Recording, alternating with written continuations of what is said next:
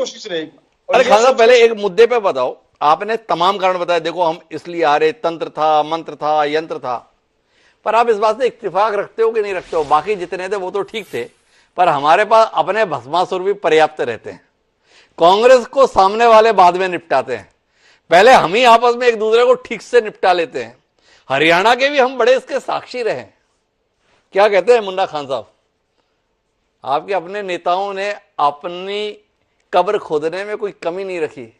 एक नेताजी बोल रहे थे सरकार बनेगी, पहले अपना घर भरेंगे, फिर अपने रिश्तेदारों का भरेंगे, फिर आप सबका भी एडजस्ट करेंगे। आपको लगता है कि इसके साथ में जनता वोट देने के लिए टूट पड़ेगी कांग्रेस को? वो एक नेताजी बोले 2 लाख नौकरियां आनी है, 2000 हर हल्के में आनी है, हर विधानसभा में 50 वोट पर एक नौकरी मिलेगी, अपने अपने वोट गिन के रखना, मैं उस अनुसार नौकरी ला कर दूंगा। तीसरा बोला बस रोल नंबर दे देना, आपको लेके चलूंगा हुड्डा जी के पास, एक एक की नौकरी लगवाऊंगा। क्या कहते हो मुन्ना खान जी? आपस में निपटाने का और इस प्रकार का आचरण करने का पर्याप्त सम्मान कर दिया जनता ने। नहीं, देखिए जिस तरीके से हरियाणा के अंदर चुनाव प्रचार के दौरान बहुत ही वरिष्ठ नेता, भारतीय जनता पार्टी के नेता और कई मुख्यमंत्री ने ये अपशब्द का इस्तेमाल किया कि बटोगे तो कटोगे। देखो जम्मू और कश्मीर में मुस्लिम वोट कर रहे हैं, बीजेपी को वोट नहीं दे रहे, क्या तुम हिंदू होकर के बीजेपी को वोट नहीं करोगे? क्या ये भी वजह हो सकता है जो चुनाव आयोग जिस तरीके से खामोश रहा, चुनाव आयोग के पास बार बार गुहार लगाने के बाद भी चुनाव आयोग इस संदर्भ में एक शब्द भी नहीं कहा। तो मैं समझता हूँ कहीं ना कहीं जितने भी तंत्र है, जितनी भी संस्थाएं, कहीं ना कहीं शाह और शहनशाह के डर से आज खामोश है।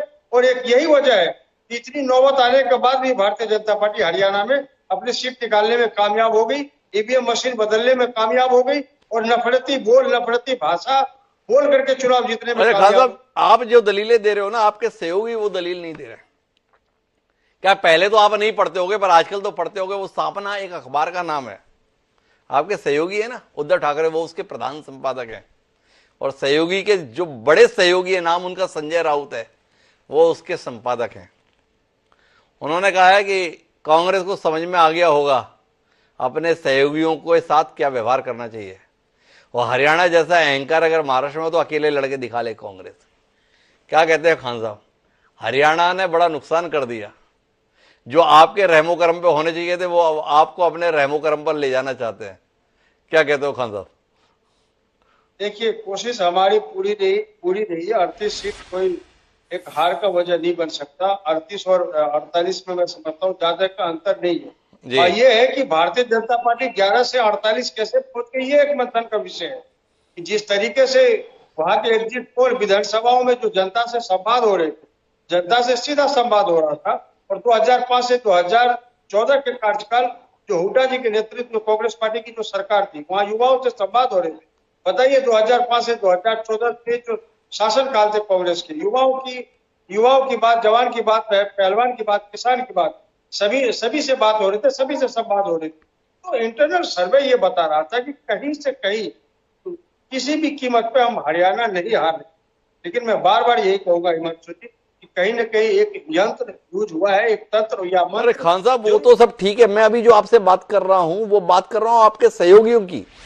आपके सहयोगी घटक दल नाम है शिंदे सेना से अलग उद्धव ठाकरे की शिवसेना, और उसके तमाम बड़े नेता बता रहे हैं कांग्रेस को समझदारी दिखाने की जरूरत है, उदार चरित्र अपनाने की जरूरत है और अपने सहयोगियों के लिए ज्यादा सीटें छोड़ने की जरूरत है। क्या कहते हैं खान साहब? थोड़ा ध्यान देते हैं कि नहीं देते हैं अपने सहयोगियों की बातों पर भी, या केवल भाजपा पर ही ध्यान रहता है आपका?